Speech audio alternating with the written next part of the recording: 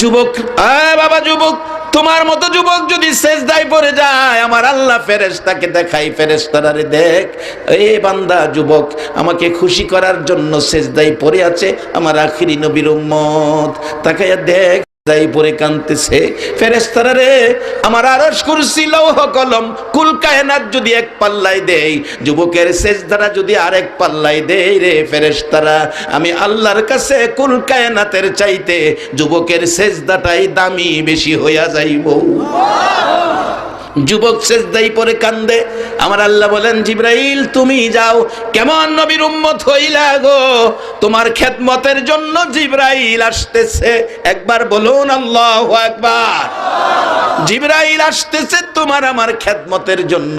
জিবরাইল জান্নাত থেকে স্বর্ণের প্লেট নিলেন, 1000 স্বর্ণ মুদ্রা দিলেন, জান্নাতি রুমালে প্যাকেট করলেন, মাথায় লইয়া ওই যুবকের বাড়িতে ঘরের দরজায়, মা মা দরজা খোলো। মহিলা কান্দে, কে রে মা ডাকোস? 3 দিন হয় চুলায় আগুন জ্বলে না, কিছু বুঝি চাইবি, কিছু বুঝি খাইবি, আমার তসকে 3 দিন হয় ঘরে কিছুই নাই। জিবরাইল জবাব দিতেছে, মাগো আমি খাইতে আসি নাই, চাইতেও আসি নাই, আমি কিছু দেওয়ার জন্য এসেছি। দরজা খুলে দেখে সুন্দর একটা যুবক, স্বর্ণের বোঝা মাথায়। মা তোমার স্বামী এমন এক বাদশার গোলামি করেছে, ওই বাদশা 2 দিনের মজুরি আমারে দিয়া পাঠাইছে।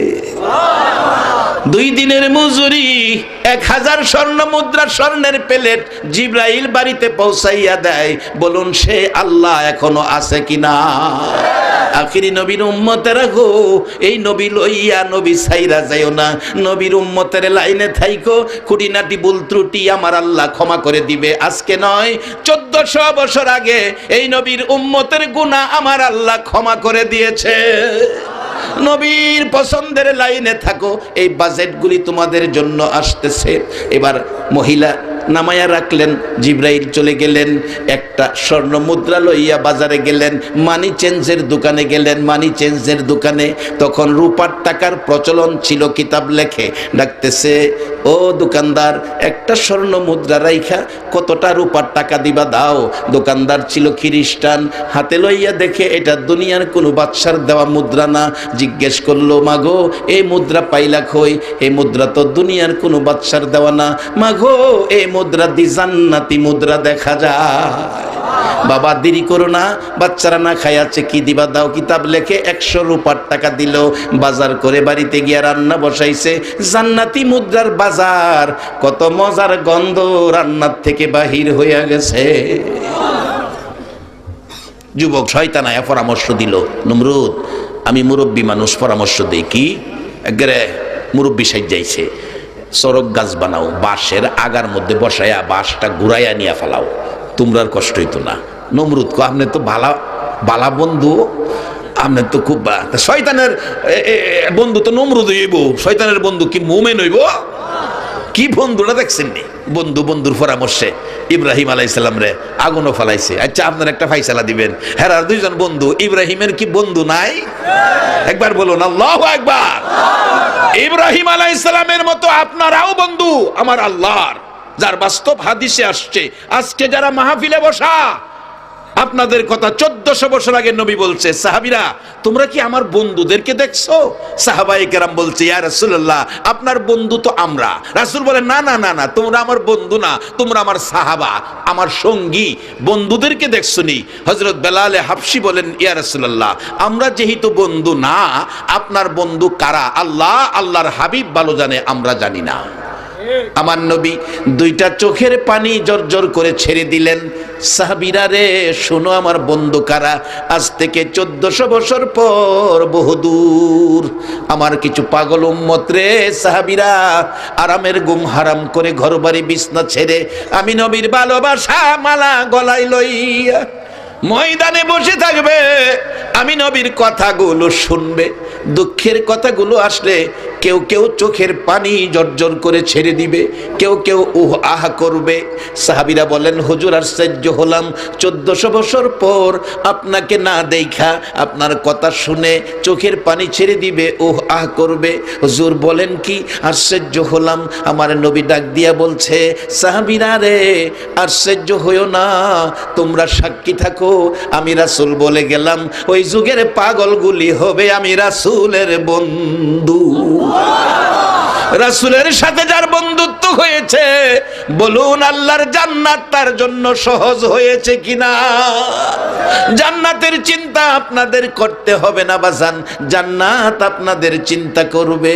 আল্লাহ রাসূল বলেছে ওই যুগের পাগল উম্মতগুলি হবে আমি রাসূলের বন্ধু। এই হাদিসের বলে বোঝা যায় গো আজকে যারা ময়দানে বসে আছেন আপনারা আমার দয়ার নবীর বন্ধু হয়ে গেছে। নমরুদের বন্ধু শয়তান, ইব্রাহিমের বন্ধু আসেনি বলুন? ইব্রাহিম আলাইহিস সালামের বন্ধু কে? আল্লাহ। ইব্রাহিম আলাইহিস সালামের বন্ধু চরক গাছে বসাইয়া আগুনও ফালাইছে, কিন্তু ইব্রাহিম আগুনের ভিতর থেকে ডাকতেছে বন্ধু, বন্ধু গো তুমি কোথায় গো বন্ধু? ও আমার আল্লাহ তুমি কোথায়, তুমি কোথায়? আমি ইব্রাহিম আগুনের ভিতরে, তুমি কোথায়? বন্ধু আগুনে। বন্ধু কি বন্ধুর খবর নিবে না? আমি তো আগুনের ভিতরে আছি। আমার আল্লাহ টেলিফোন করলেন আগুনের কাছে, টেলিফোন করলেন আগুনের কাছে। বাবা এমপি সাহেবের ভাতিজা, মন্ত্রী সাহেবের ভাতিজা ধরে নিলেন ওসি সাহেব থানায়, টেলিফোন করলেন এমপি মহোদয়, কারে ধরে আনছেন? আমার ভাতিজা। বলুন থানা কি তার জন্য থানা না বিশ্রামের ঘর হইয়া যাইব? খাতা বিছাইয়া দিব। শুয়ে থাকেন বাজান, ওখানে যায়েন না, সওয়ালে যায়েন। ইব্রাহিম নমরুদের আগুনের ভিতরে আমার আল্লাহ টেলিফোন করে দিলেন আগুনের কাছে। কোরআনের মধ্যে আসছে বাজান কুলনায়ানা রুকুনি বারদাও ওয়া সালামান আলা ইব্রাহিম। ইব্রাহিমের জন্য আগুন শান্তিদায়ক হয়ে যাও। এবার ফুল বাগান হয়ে গেছে। ইব্রাহিম আলাইহিস সালাম আগুনের ভিতরে খেলাধুলা করে আরামে গুনগুন করে গান গাইতেছে। আমার আল্লাহ গো, ও আমার বন্ধু, আমার রব, আমি বড় আরামে আছি। নমরুদের মেয়ে ফাহিমা উপর থেকে দোতলায় থাকতো, উপর থেকে দেখে বাইরের চাইতে ইব্রাহিম আগুনের ভিতরে আরামে আছে। ডাকতেছে ইব্রাহিম, ইব্রাহিম, ও ইব্রাহিম জি, আগুনে তোমারে পোড়ায় না? না। কারণ কি? ও ফাহিমা, আগুনের মালিক যিনি, আমি ইব্রাহিমের বন্ধু হইল তিনি, এই জন্য আগুন আমারে পোড়াই না। ফাহিমা ডাক দেয় ইব্রাহিম আমি যদি আসি? আসো। ইব্রাহিমের পক্ষে জাপ মেরে আগুনে পড়ে গেল ফাহিমা। আল্লাহ ডাকে আগুন, ফাহিমারেও পোড়ানো যাবে না ইব্রাহিমের পক্ষে যাওয়ার কারণে। আমি বলবো ইব্রাহিম নবীর পক্ষে যাওয়ার কারণে ফাহিমাকে আগুনে পোড়ায় না। আর যেই নবী না হইলে ইব্রাহিম নবী হইতো না। এই নবীর উম্মত যারা হয়ে আজকে ঘন্টার পর ঘন্টা বসে আছো গো, সেই নবীর উম্মতের জাহান্নামের আগুন পুরাইতে পারবে না। এই ক্ষমতা আগুনের নাই। তবে ভাজান রোগ দূর করেন, 18 সের দুধ 2 সের পানি দিয়েন না, আরেক বেটার ক্ষেতের পানি চাইরেন না, শুধু ভাই বোনাদের সম্পদ নিজের নামে লেখেন না। এক ভাই কইতাছে বেচছ বলে খায়লা, এই কাজটা কি বালা? আল্লাহ কোরআনে কইতাছে রুকু সেজদার মাধ্যমে রবের ইবাদত করো ইমানদাররা। এরপরে কইছে অফ আলুল খায়রা, বালা কাজ কইরো, বালা কাজ কইরো। আগিলা দিন মানুষ বালা কাজ করছে, একটু বেজাল করছে না। একটু বেজাল হইলে রাত্রে কাইন্দা বালিশ ভিজাইছে। মিচামিচি কাঠাইলাম জিন্দিগি, বলুন মিছামিচি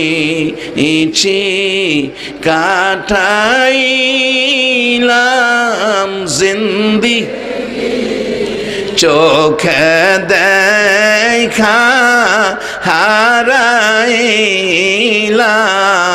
বন্দিগি, হাইরে চোখে দেখা হারাইলাম।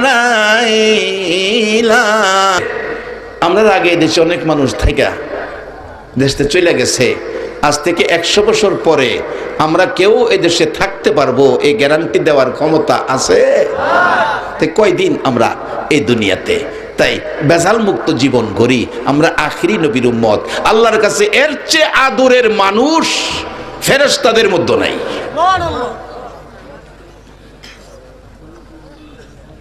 আগুনের ভিতরে ইব্রাহিম আলাইহিস সালাম, ফাহিমা আগুনের ভিতরে 40 দিন পরে বাইরেছে। নমরুদের কাছে খবর গেছে তোমার মেয়ে আগুন। নমরুদ কয় আমার মেয়ে ইব্রাহিমের পক্ষে গেছে, বাইরিলেই উলঙ্গ কইরা কাপড় খুললা 2 টুকরা করে নেবা।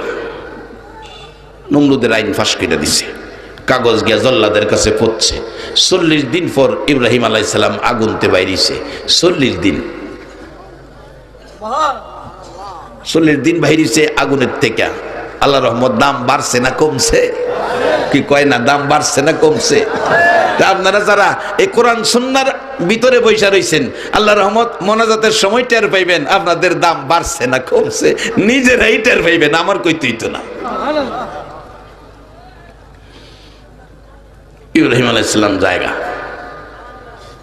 ফাহিমা বাইরেছে। ফাহিমারে নমরুদের সাঙ্গ ফাঙ্গরা ধরছে, কাপড় খুললা তরবারির আঘাত করবো জল্লাদ, কাপড় ধরে টানাটানি করতেছে। ফাহিমা ডাকতেছে মাবুদ গো, তোমার ইব্রাহিম খলিলের পক্ষে যাওয়ার কারণে আগুনের ভিতরে আমারে তুমি বাঁচাইয়া রাখছো, আগুনে পোড়াইছে না।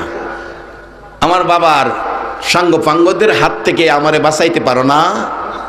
আমার আল্লাহ ডাকে, রে জিবরাইল জান্নাতের দরজাটা খুইলা দে। ফাহিমার পরন থেকে কাপড়টা খোলার আগে আগে জান্নাতি রেশমি কাপড় পরাইয়া দে। ইব্রাহিম নবীর পক্ষে গেলে যদি জান্নাতি কাপড় আসে, আখিরি নবীর উম্মত হইলে জান্নাতি আরো বড় বাজেট বলুন আসতে পারে কিনা? বসেন বাজান, আসতেছে বাজেট। কম সময়ে বেশি কথা বলার চেষ্টা করতেছি। এবার নমরুদ হুকুম দিল কাপড় খুলবে, একটা খুলছে, জিবরাইল জান্নাতি রেশমি কাপড় পরাইয়া দিছে, আরেকটা খুলছে, আরেকটা পরাইছে, 70টা কাপড় খুলছে, 70টাই পরাইয়া দিছে। এবার খবর গেছে কাপড় খুললে লাভ কি, কে যেন কাপড় পরাইয়া দেয়। বলছে কাপড়ের উপরে দিয়ে আঘাত করো, মাথা নোয়াইয়া গর্দান টান করে বসাইছে, জল্লাদ তরবারি উঠাইছে, ফাহিমার উপর আক্রমণ করবে। ফাহিমা মাথা নিচে, চোখের পানি ঝরঝর করে ছাড়ছে। মাবুদ আগুন থেকে বাঁচাইছো, বেইজ্জতির থেকে বাঁচাইছো, তুমি কি তরবারির থেকে বাঁচাইতে পারো না? আমার আল্লাহ কয় জিবরাইল রে, ফাহিমার চোখের পানি সইতে পারি না, ফাহিমার কান্না আর আমার সহ্য হয় না। জল্লাদ আঘাত করার আগে আগে জল্লাদের হাতের নাট বল্টু টাইট কইরা দে। নাট বল্টু টাইট, হাত যে ফিসে গেছে আর সামনে আই না, নাট বল্টু টাইট। এমন এক জাতের রোগ আমার মাঝে আছে না, এটা না কি কয় প্যারালাইসিস। আত্মাও ঠিক আছে, বেটা আর তারা না, শেষায়া আড়ে। নাট বল্টু টাইট। সাঙ্গ ফাঙ্গরা কয় মাইরা দে, কতর বাফের জুড়ে আমারে টাইট করে লাইছে। এই টাইট করার মালিকটা কে বলুন?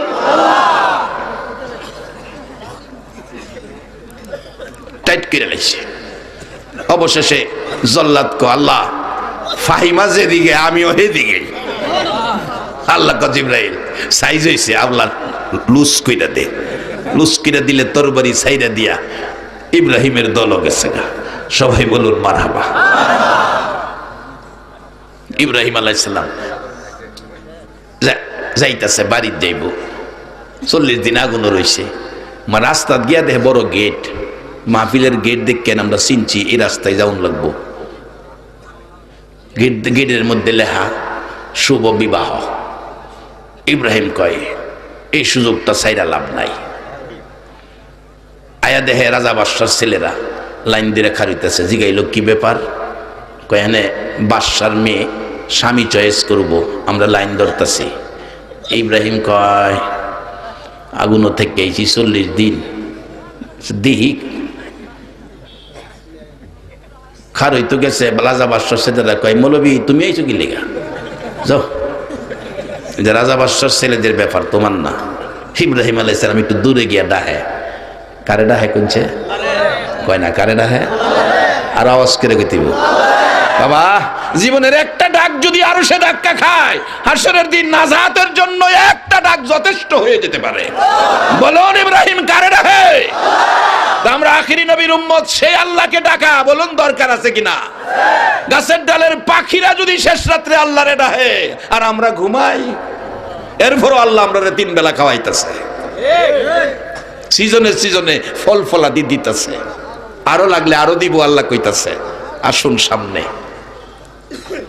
ভাগ ধরে আনার ক্ষমতা আমাদের আছে। কিভাবে যাইতাছি এটাই হবে আমার মূল টার্গেট। তবে বেজাল করুন যাইতো না, বেজাল ছাইরা দেউন লাগবো। বেজাল কইরা সয় সম্পদ জুড়াইয়া কবরে গেলে গা সম্পদের কোনো অংশ কবরে নেওয়ার কোনো ভাও আছে? এগুলি ছেলে মেয়েরা বাইটটা নিব।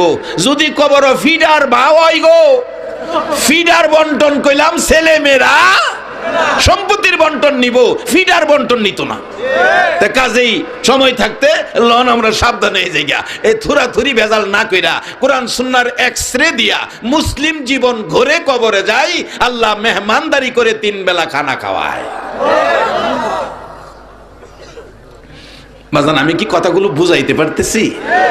আল্লাহ আমাকে সহ সকলকে একটা কথা যদি আমলে নিতে পারেন, তাহলে এই যুবকদের আয়োজিত মাহফিল সার্থক, তাদের সাহায্য সহযোগিতাকারীরা সার্থক, তাদের বংশের সকলের জন্য নাজাতের ফয়সালা হয়ে যাবে।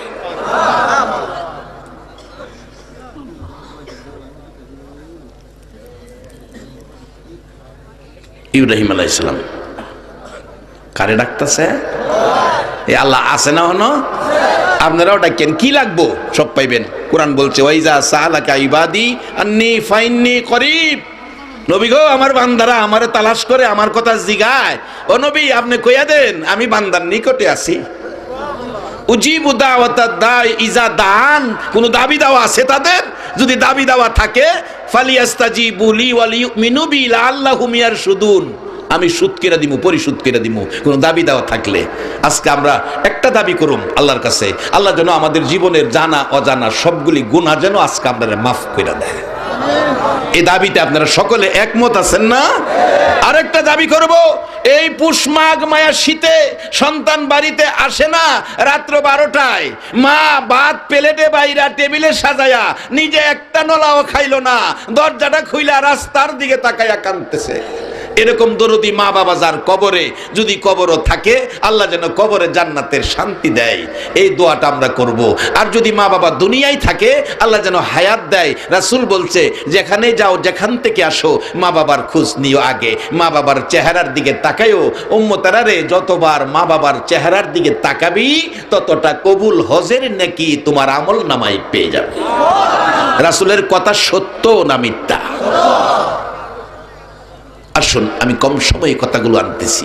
অবশেষে ইব্রাহিম আলাইহিস সালাম আল্লাহ আল্লাহ আল্লাহ কয় কি? কয়টা কথা কইতাম। কি কথা? বই বই করে। আচ্ছা আল্লাহ বুঝছে না কি কইতো? ভয় করে কেন? কইন না, কি কইবেন? না মানে কইতাম। তাই কইন?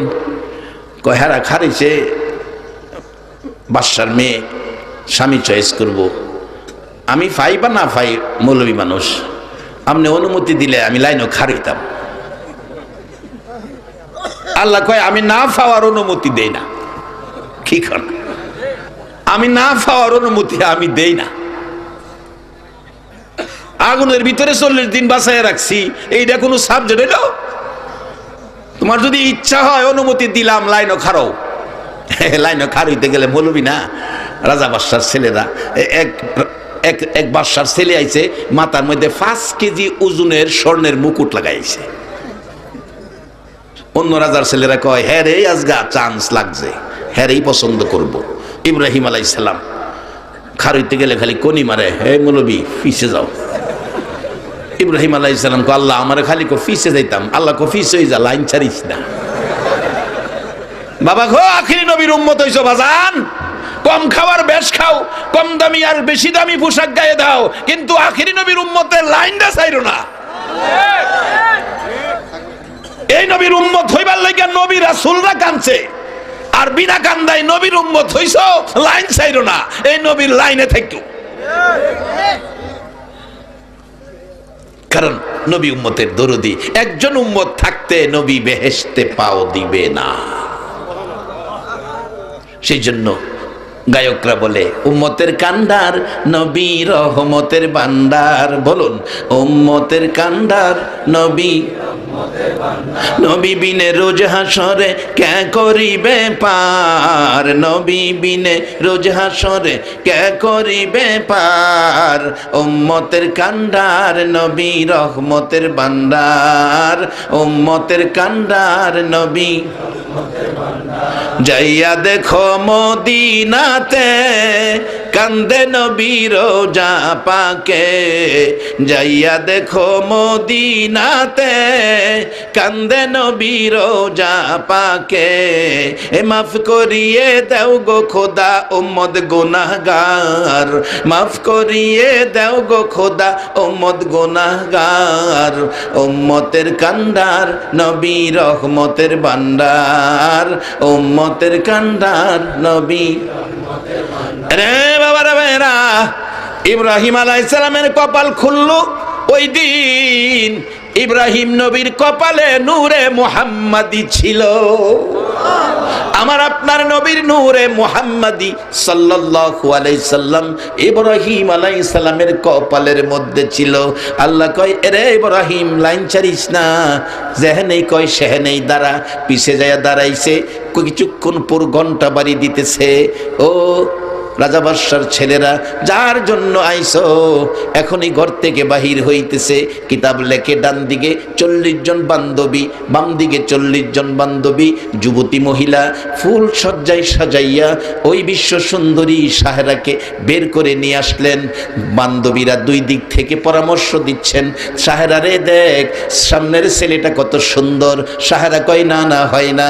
বাম দিকের লাইনের ছেলেটা কত সুন্দর, না না চলে না।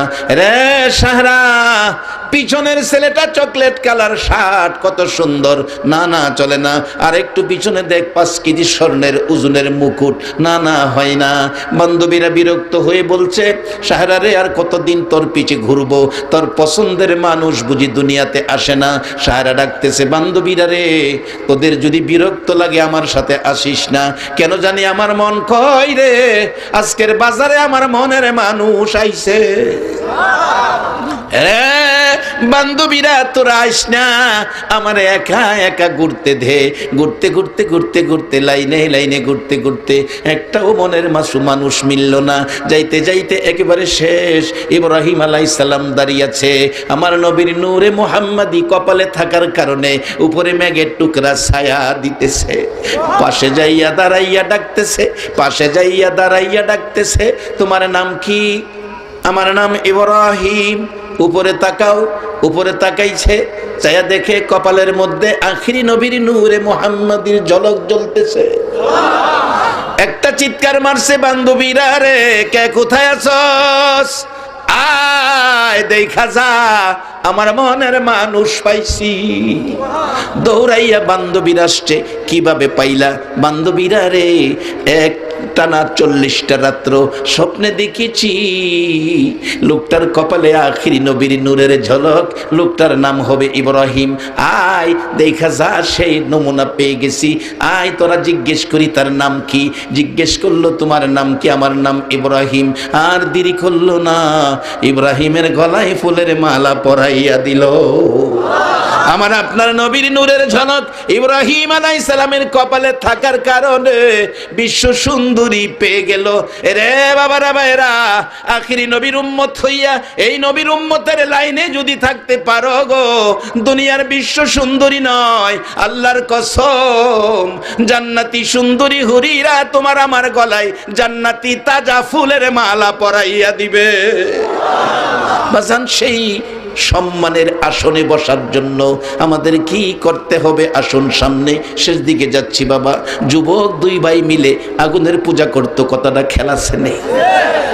আগুন জ্বালাইছে, পরীক্ষা করে দেখতো আগুনে খাতির করে কিনা। ছোট ভাই কো, ভাই তুই তো 60 বছর, আমি 30 বছর, তোরে মনো খাতির করব। বড় ভাই কো, মাপ চাই, আমি নাই। আগুন দেখকেই ভয় পাইতেছে। কোথায় পরীক্ষা করতাম না? ছোটরা চালাক, কো ভাই একটা কাজ করি, কি আঙ্গুলটা দিয়া দেখি। আঙ্গুল দিছে। আপনারা কি কন? আগুনের পূজা করলে আঙ্গুল, আগুনও দিলে আঙ্গুল কি সারবো না ফুরবো? ফিরালিছে আঙ্গুল দিলে কান্দে, মাগো মা, ভাই আমি আর এই আগুনের পূজা করতাম না। কই কি করবি? মালিক ইবনে দিনারের জীবনী কিতাবী ঘটনা বলছে, আলেমুল আমার আছে। কোন দলের আলেম অস্বীকার করার ক্ষমতা নাই। কয় আমি মুসলমান হয়ে যাবো। মালিক ইবনে দিনারের জীবনী, মালিক ইবনে দিনারের কাছে গেলেন, গিয়ে দেখতেন আলোচনা করতেছেন, পাশে দাঁড়ায় কতক্ষণ আলোচনা শুনছে। বড়টা কয়, না রে আমি মুসলমান হইতাম না, তুইও ভাগ্যে থাকুন লাগবো তো। একই মহল্লায় জন্ম, মক্কায় গিয়া দেন, একই মহল্লায় জন্ম, সকাল সন্ধ্যা নবী দেহে, একজন আবু জাহেল আর একজন আবু বকর, একই মহল্লায় জন্ম। একজনের ভাগ্য কত সুন্দর, আবু বকর যিনি সর্বপ্রথম জান্নাতে পাও দিবে, আরেকজন আবু জাহেল একই মহল্লায় জন্ম, এর ভাগ্যটা কত খারাপ। আজকে বলবো আপনাদের ভাগ্য কত ভালো। কোন মা আপনাদেরকে পেটে রাখছে? কে আজকের মাহফিলের আয়োজক? নিশ্চয়ই তোমরা যেদিন মায়ের পেটে ছিলে, মা বুঝি নবীর মহব্বতে একবার হলেও দুরূদ পড়ছিল।